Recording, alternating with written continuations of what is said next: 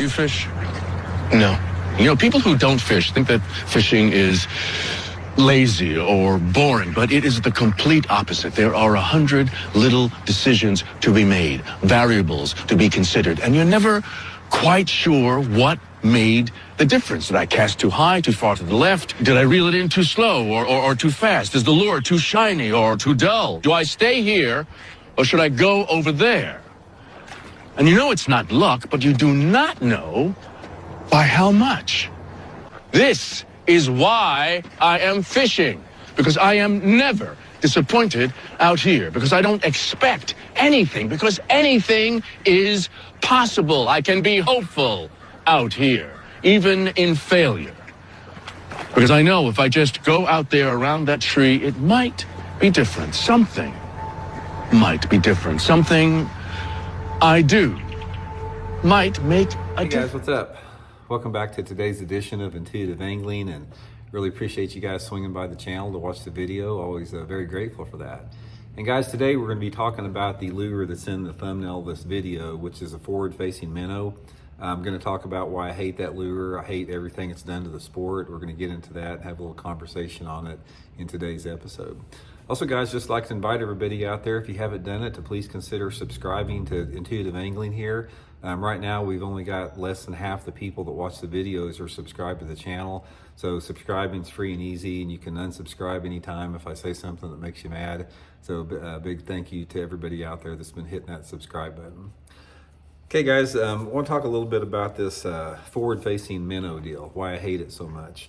And first of all, the picture I got there, I don't even know what minnow that is. I'm not trying to single out that particular brand of minnow. I'm just talking about the lure category of forward-facing sonar minnows that have completely dominated the sport over the past 2 years. I'm talking about that lure category that I hate and what it's turned the sport into here.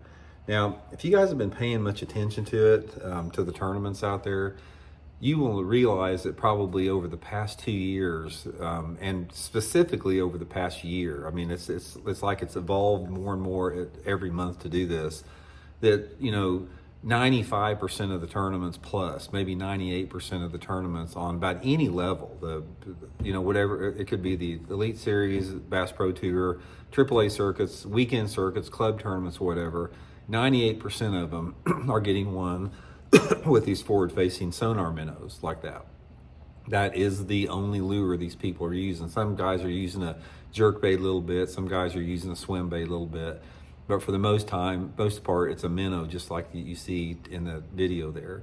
Now, the reason that I hate this particular lure category is because of the 100% domination that it has had on the tournaments we've had out there and how it has enabled spotlighting forward-facing sonar to basically take over the sport here. And what you're going to see, guys, is like, in tournament competition anymore out there, you're going to see 90+% of these tournaments get won on, like I said, the forward-facing sonar minnow, a Demiki rig, something like that.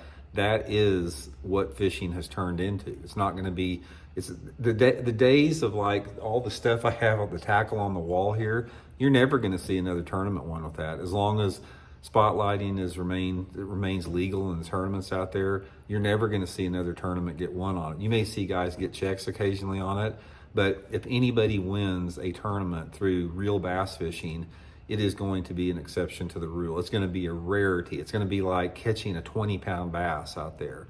Because mark my words, just like every tournament this year has been won on a forward-facing sonar minnow or some type of a lure using forward-facing sonar, Red Crest, that MLF championship, won on a forward-facing sonar minnow last week.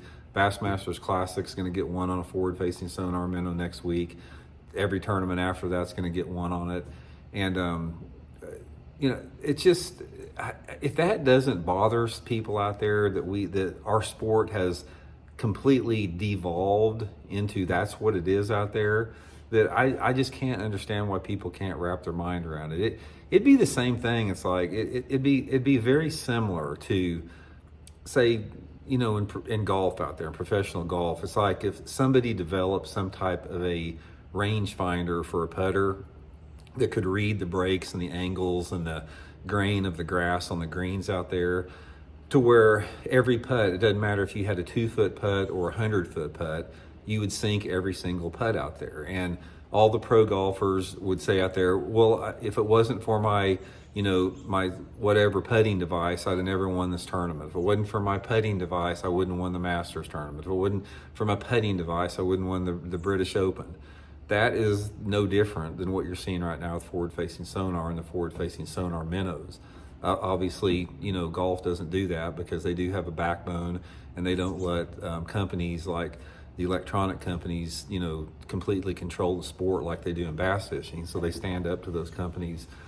But anyway, like I said, get ready for it, guys, because anymore, all the tournament, all the post-tournament reports, all these websites that do post-tournament reports, get ready for the same thing, because they're going to lay out the baits. It's like top 10 baits, and you're going to see forward-facing sonar in every one of them, forward-facing sonar minnows in every one of them. And they're going to be, occasionally guys will throw in something just off the wall just for a token deal, but make no mistake about it, until Bassmaster and MLF do the right thing and grow a pair like I talk about, and get a backbone and start being adults in the room, this is what our sport has devolved into. It's going to start harming tackle industry sales, depending upon how many people do it. I know there's still the majority of the anglers in this country are real bass anglers, and they fish with real bass fishing techniques. But as the complete domination of forward-facing sonar continues to take over, you're going to have a percentage of those anglers dig in their heels against it, and then you're going to have a percentage of the anglers that just give into it, and they become complicit with the whole propaganda that is being pushed forward with forward-facing sonar. And I really feel sorry for the younger anglers out there, because the younger anglers, all the college anglers, the high school anglers, they are being put in a position where they are forced to have to do this. Their bass fishing revolves around this reality. Most of them don't know how to, figure out detailed patterns from seasonal movements and mood and personalities of the fish based upon, just typical movements of bass and patterns, other than, mastering the forward-facing sonar. I really feel sorry for those kids out there. I've had several people email me talking about, like parents, they're in a dilemma. It's like, I hate forward-facing sonar, but my son can't compete in the high school or college tournaments since he learns it. What am I supposed to do? They're in a dilemma out there. And the thing that you can do, guys, everybody out there, just keep voicing your opposition. Stay strong. Stay on the right side of the history.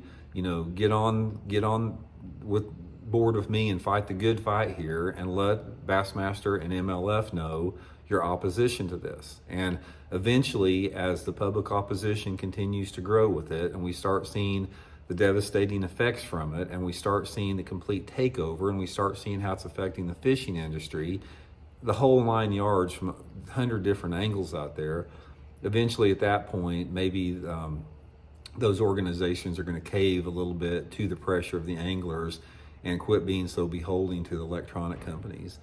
So anyway, guys, let me know what you think on that. Thanks for tuning in. We'll talk later.